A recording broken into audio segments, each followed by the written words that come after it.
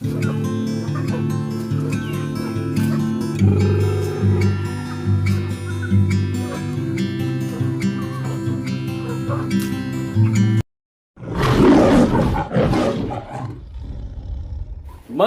araw sa inyong mga ka-chicken!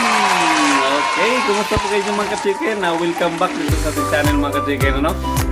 Ngayon mga ka-chicken, sa araw na ito, sa vlog natin na ito, pag-uusapan natin mga ka-chicken o ibabahagi ko sa inyo kung ano yung feeding program ko dito sa aking pag-alaga ng manok na epektibo at napakaganda yung nagiging resulta para sa ating mga alagang manok. Pero bago tayo magsimula mga ka-chicken, kung hindi ka pa nakapag-subscribe, please do subscribe and hit the notification bell para updated kayo sa mga susunod nating i-upload ng mga videos o vlog dito sa channel mga ka-chicken.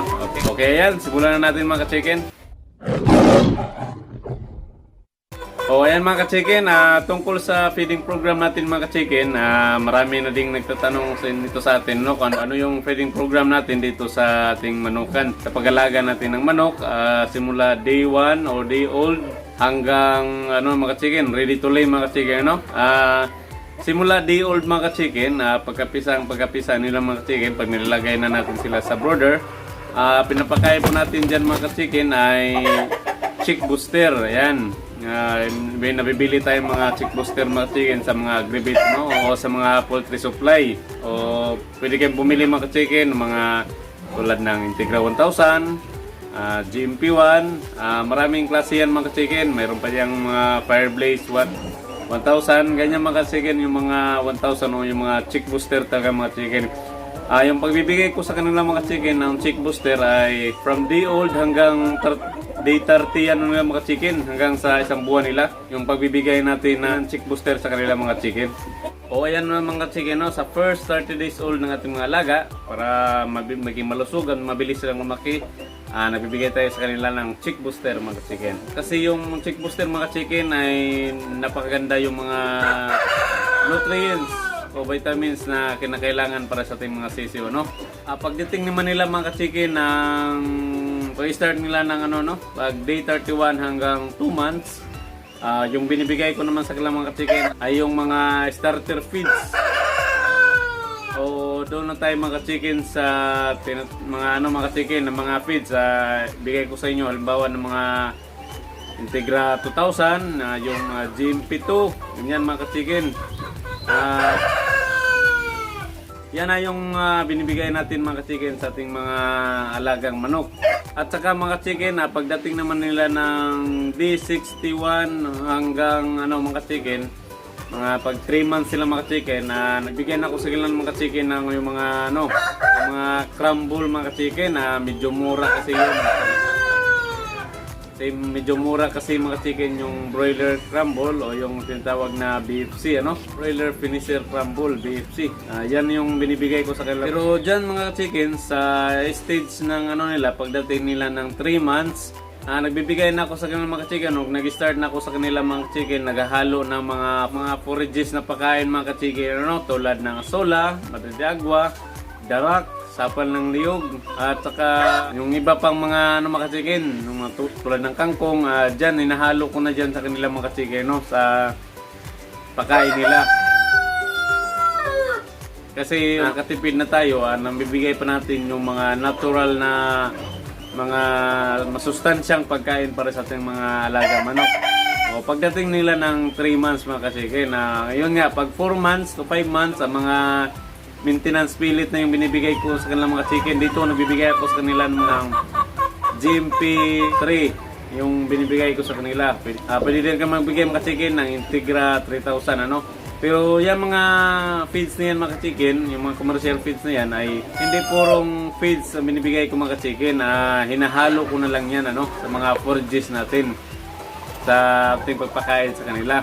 At saka pagdating naman nila ng mga nasa kalagitnaan mga chicken ng 5 months, nag-start na ako magbigay sa kanila mga chicken ng yung mga breeder pellet naman mga ka-chicken. Yung binibigay ko sa kanila mga ka-chicken ay yung GMP4 o pwede din Integra 4,000 mga ka-chicken kung kaya naman sa budget kasi medyo may presyo talaga yung Integra mga ka-chicken. Pero maganda din yung Integra mga ka-chicken. Pero dito lang ako mga ka-chicken sa GMP4 para saktong-sakto lang at saka kaya din natin. At saka okay naman din siya yung sustansya na para sa ating mga alagang manok. Ay okay na okay. Ayan. Dyan mga ka-chicken, pagdating ng kalagitnaan ng 5 months, yung binibigay natin ay breeder pellet na. At naghahalo na din ako mga ka-chicken ng crack corn sa kanila, yung mais, yung binibigay natin sa kanila. Hanggang sa mag-start na silang mangitlog mga ka-chicken, yung pinapakain na natin sa kanila. O sa mga magiging breeders ko na talaga mga ka-chicken, ay yung binibigay ko na pagkain sa kanila ay na talaga mga chicken, yung breeder pellet na may halong crack corn, may halong asola at saka madidagwa. At pag nag-start na lang mangitlog mga chicken ay inahaluan ko na din sila ng konting layer mass para magiging maganda talaga yung magiging malakas pa yung pangingitlog nila mga chicken. Ayan, kaya yan yung mga inahalo ko.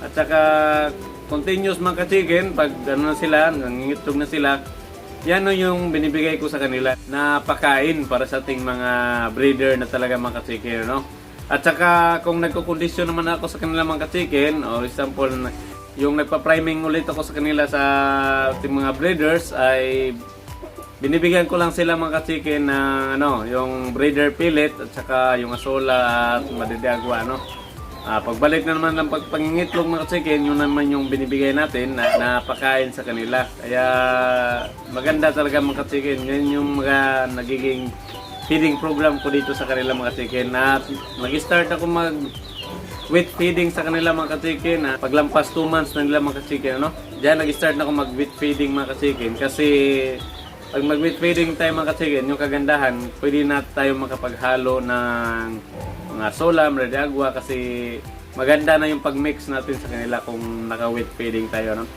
Tsaka kung mag-change feeding kayo mga chicken, huwag nyong biglain mga chicken kasi nakaka-stress yan sa ating mga alagang manok.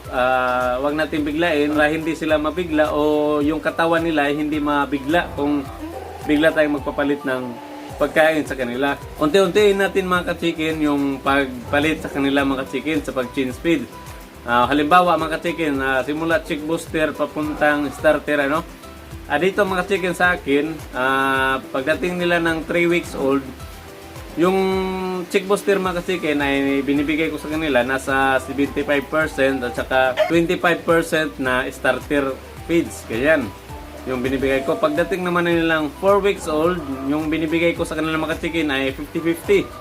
50% na chick booster at 50% na starter. Pagdating naman nila ng week 5, ay binibigay ko sa mga chicken, yung chick booster ay nasa 25% na lang at saka 75% na yung starter. At saka pagdating naman nila ng 6 weeks mga chicken ay 100% na starter feeds yung binibigay natin sa kanila. Ganyan yung mga chicken, yung pag-change feeding, huwag nating biglain may ginawa na po pala tayo mga chicken na vlog tungkol sa pag-change feeding para may paliwanag pa natin ng husto. Ilalagay ko lang po yung link sa comment section mga chicken, o sa description box natin sa baba mga chicken, makita nyo dito sa taas mga chicken. Ayan, tungkol sa pag-change feeding para malaman nyo ng husto kung paano yung gagawin natin hanggang sa paglaki nila. Ayan, ganyan lang kasimple mga chicken yung feeding program ko dito mga chicken sa aking mga alagang manok. Ayan, sinimplihan lang natin yung feeding program natin sa pagbibigay ng pagkain sa kanila. Basta importante mga chicken, kung nag-change feeding na tayo, wag natin bibiglayin sa kanila, Ayan. Ayan mga chicken, maraming salamat sa inyong panonood at saka walang sawang suporta dito sa channel, maraming salamat sa inyong lahat mga chicken sa patuloy na pagsubaybay dito sa channel at sa mga lahat ng silent viewers natin dyan at sa mga bagong subscriber natin. Maraming salamat po sa inyo. Hanggang sa sunod natin na vlog mga chicken. God bless. Thank you.